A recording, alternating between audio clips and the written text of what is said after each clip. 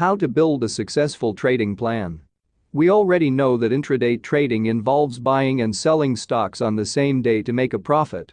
To earn a handsome amount from the trading, the trader needs to make a plan. If you've watched our technical analysis videos, now it would be very easy for you to plan a strategy. Your plan needs techniques and research for better returns. Here are some key factors that can help traders to build a successful trading plan. Number 1. Do paper trading. Intraday trading is not as easy as it looks. Paper trading is a great way for beginning investors to develop their trading skills. It means to buy and sell securities without risking real money. Investors can do paper trading with pen and paper, but it is quite difficult to maintain multiple transactions and calculate gain and loss. Therefore, there are many online platforms available to practice before trading with real capital. A trader needs to download the application and insert the trade, and the software will automatically calculate the profit or loss. Paper trading gives confidence to the trader for trading with actual money. Number 2. Money management.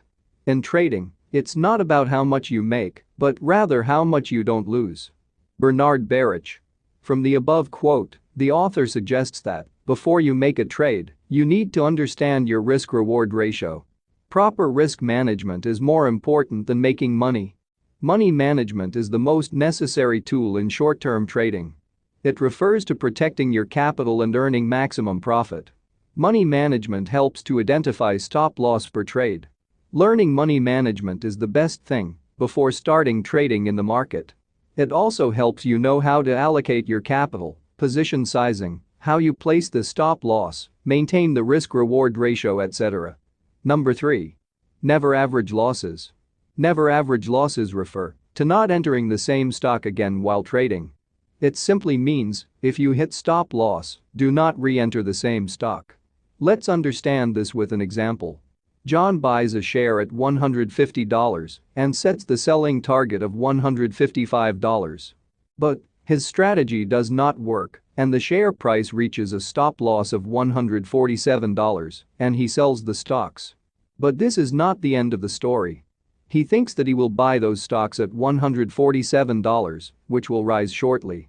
Unfortunately, this is the wrong strategy to apply in technical analysis.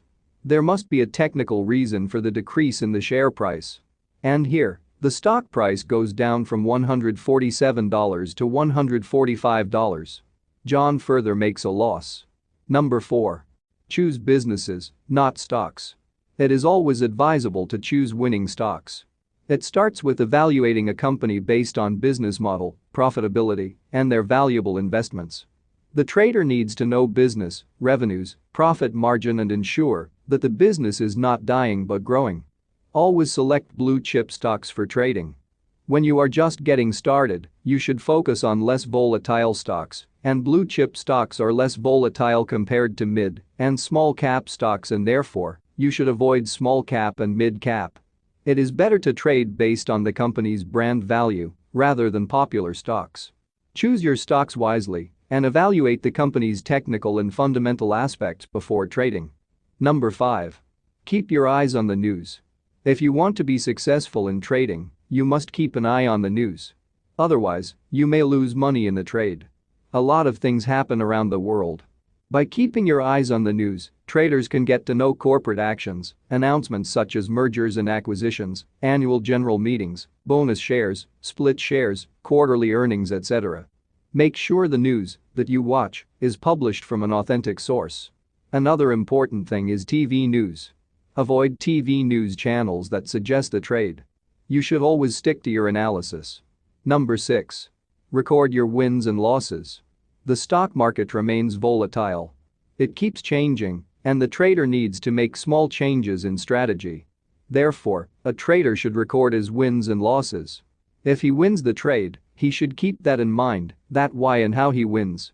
And if he loses money, he needs to rethink his strategy that did not work. Maintaining a record helps to avoid unnecessary mistakes. It will help you to identify your mistakes and adjust to future trades. Thank you for watching Financial Literacy TV. Hit the subscribe button to stay in touch.